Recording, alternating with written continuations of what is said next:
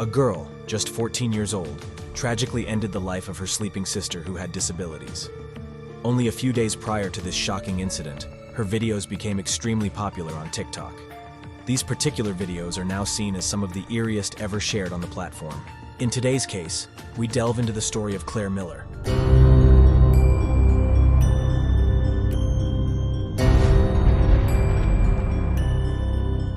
In a world where technology is abundant and a vast social media presence is attainable for many, it is not uncommon for fame to be accompanied by misfortune. This is precisely what transpired in Claire Miller's case.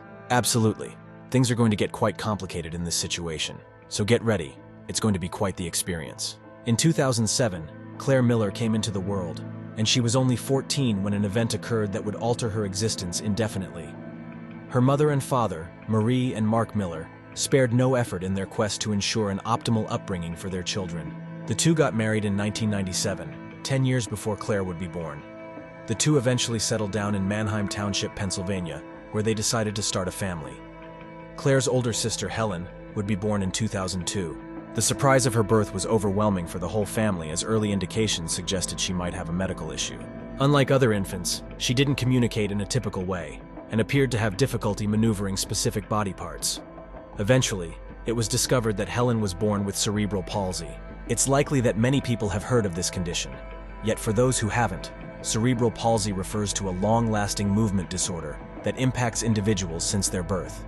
The disorder can lead to extremely rigid muscles, with numerous sufferers finding it difficult to fully move their limbs, feeling like they're stuck in a specific position. Consequently, several patients, including Helen, have to rely on a wheelchair throughout their lives. Fortunately, the condition doesn't inevitably deteriorate as patients get older, given that they are obtaining adequate medical attention. It appears that Helen was benefited by the finest treatment available. Her parents made every possible effort to ensure that Helen was able to live her life to the maximum extent. Claire Miller came into the world in 2007, roughly when Helen was around 4 or 5 years old. She had a typical upbringing for a child in the late 2000s, and everything in her life appeared to be going smoothly. Her school days were filled with friends, and she found her life highly fulfilling. In reality, her parents prioritized her education so much that they got her admitted to Lancaster County Day School, which is recognized as one of the prime private educational institutes in the vicinity. Mark and Marie were of the belief that they were giving their best for their children's future. Nonetheless, they were unprepared for the devastating event that was about to shadow their lives. Within the span of a single night, their world would be irrevocably altered. On the night of February 21st, Helen Miller chose to retire for the night. Prior to this, she completed her usual evening activities, which included changing her outfit, freshening up, and cleaning her teeth. Helen, like most teenagers, considered her bedroom to be her sanctuary where she would retreat each night. She would go through her nightly routine and settle into bed. However, unbeknownst to her, her sister Claire had malicious intentions and would soon take advantage of Helen's vulnerability in the most terrible way. Claire was not viewed as a problematic kid. Outwardly, she looked like a composed young lady. However, in recent times, she dedicated a significant amount of her time on social media platforms such as TikTok and YouTube. She gained a substantial amount of followers who were interested in her daily life activities. Frequently uploading vlogs on YouTube, she allowed her viewers to get glimpses into her everyday life. Moreover, she gained around 20,000 to 30,000 followers on TikTok as numerous videos of hers became widely popular. Nevertheless, it was evident that Claire was experiencing a deep-seated emotion, which she was unable to dispel. It appeared that her aggressive disposition would come to the fore on the night of February 21st. In the course of that evening, Helen had already nestled herself comfortably into her bed, while Claire discreetly left her room and made her way towards the kitchen. Upon reaching there, her aim became locating a pair of rubber gloves, which she hoped to come across in her search. After a long search, she discovered them and slid them onto her palms. Following this, she proceeded with her eerie intentions. After spending little time in the kitchen, she thought to open a drawer and take out a well-sharpened knife. It is said that she then, without any hesitation, proceeded straight towards Helen's bedroom. At this instance, it was about 1 a.m., and Helen, devoid of any inclination of the impending incident, was sound asleep. Undeniably, no one else in the house was alert at this situation, when Claire decided to carry out her malevolent act. Stealthily stepping into Helen's room, Claire made her way towards her sister's bed and initiated her onslaught, aggressively poking Helen in her neck. However, this wasn't the conclusion of her ruthless actions. She continued her assault on her sister multiple times until she felt it was sufficient. Unleashing one last blow to the neck, she discreetly left the room and directed her footsteps towards the front door. The bed covers had been dyed a terrifying shade of red, indicating unmistakably that Helen had been driven beyond her limits by Claire. Claire moved towards the main entrance, carefully left the house so as not to disturb her sleeping parents, and proceeded down the stairs of the front porch. She took off her rubber gloves and, as detectives deduced, apparently attempted to scrub the blood from her hands using the snow blanketing the ground.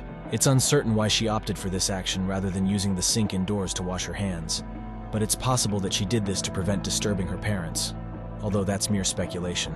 She left her blood-stained gloves lying on the snowy ground, moving towards the front porch steps. It appears that by this stage, the gravity of her actions had started to dawn on her. She was starting to lose her grasp on her surroundings, uncertain of her recent activities, and worried about her own conduct. Ironically, despite all her endeavors to remain silent and not disturb her slumbering parents, she did something no one could anticipate. She called the police. As soon as she got through to the operator, she narrated her recent activity. Unsurprisingly, law enforcement was quickly dispatched to her residence, reaching in only a few minutes. As a sea of law enforcement started filling her driveway, it became evident that Claire had blood smeared over her from top to bottom. Her clothes were drenched in blood, and it saturated her top and trousers to the extent that drops of blood fell from her garments in the chilly nocturnal air. One law enforcement member remarked on the severe extent of blood soaking her attire. It is then reported that Claire confessed to her grim act with a single, chilling utterance: "I stabbed my sister." Initially, the authorities were under the impression that Claire was confused. They believed that, in truth, Claire was overwhelmed by an incident that occurred inside the family dwelling. The idea that a young girl, such as Claire, could commit an act so heinous was beyond their comprehension. They endeavored to provide her with comfort, while gently probing for additional details. It was then that she suggested the officers search her elder sister's room. Upon entering, they discovered Helen's bloody bed, the instrument of homicide gruesomely protruding from her throat. As the law enforcement combed through Helen's quarters, the reality of the events rapidly unfolded in a disturbing clarity.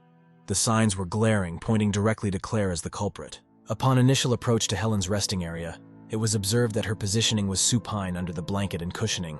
The primary law enforcement responder was met with a chilling sight upon removing the cushion from over her face. The instrument of cruel fate was still embedded in her.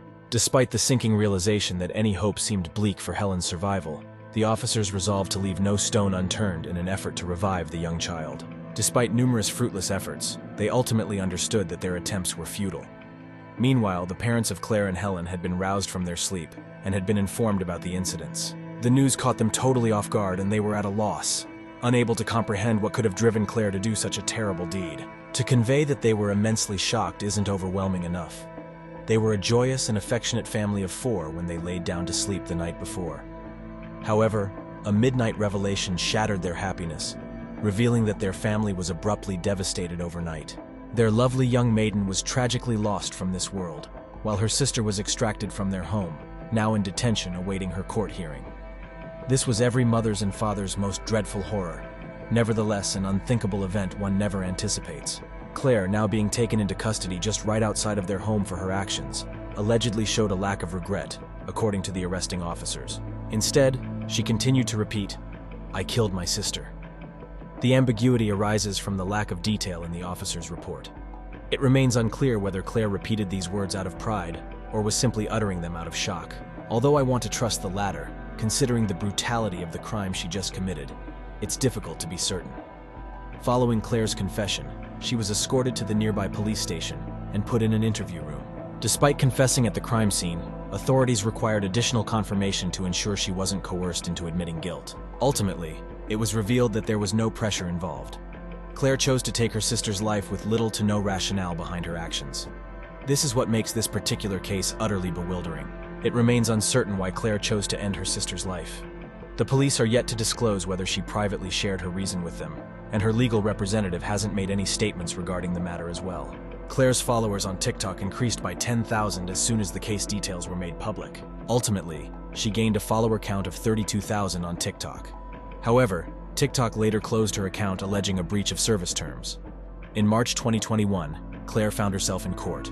Inevitably, legal matters like this tend to remain unresolved in court for extended periods, leaving us with minimal information at present. The heartbreaking aspect of this case is that Claire might not ever get the opportunity to improve her life or make amends for her actions. Despite being just 14 years old, she faces trial as an adult. Various media sources indicate that she might either be sentenced to life imprisonment or the death penalty. Regardless of your personal viewpoint on this situation or the potential consequences for Claire, lifelong incarceration or capital punishment, witnessing the wastage of two promising young lives is incredibly heart-wrenching. Claire Miller pled guilty to third-degree murder and could serve up to 40 years in prison. Ultimately, we remain puzzled with numerous unresolved queries. There has been considerable conjecture concerning Claire's objectives. Post the incident, several of her acquaintances voiced their insights about Claire, suggesting that she appeared to perpetually harbor an interest in demise. Claire's acquaintances expressed concerns about her possibly harboring suicidal or even homicidal tendencies. On the contrary, her parents rebut these accusations, stating that her younger companions may not fully comprehend their assertions. They continue to maintain that Claire was forever a cheerful girl, void of any indications of depression or violent behavior. A grimmer speculation arises about Claire's actions. The Daily Mail suggests that Claire might have taken such an extreme step of ending her sister's life purely for garnering attention. Undoubtedly, coping with a sibling with a disability is complex and challenging. Taking care of a child with a severe disorder like cerebral palsy is unquestionably a time-consuming process. Helen's parents committed a significant portion of their daily routines to look after her needs. As a result, the time they could spend on Claire could not be as much as she might have desired. An alternate perspective to consider is that Claire perhaps comprehended the vast amount of energy and dedication her parents devoted to Helen's care. With this in mind, she might have believed that taking Helen's life could be a simpler solution for everyone concerned. Additionally, there were unconfirmed whispers circulating that her parents were grappling with financial difficulties at that period, so she might have taken Helen's life to right the wrong. To the average individual, these motivations for committing such an act are utterly incomprehensible. However, it is evident that we are not dealing with an average individual here. To be honest, the reasons behind Claire's terrible actions will probably stay a mystery to us forever. Undoubtedly, she's going to spend her remaining days behind bars. Usually, situations like these have a hidden brighter side. In Claire Miller's predicament, the existence of a silver lining is nowhere to be found. No optimistic perspective can soften this circumstance. It is replete with pain, grief, and disaster. That was the case of Claire Miller. Also, feel free to select any of our other videos displayed on your screen to enjoy more of our content.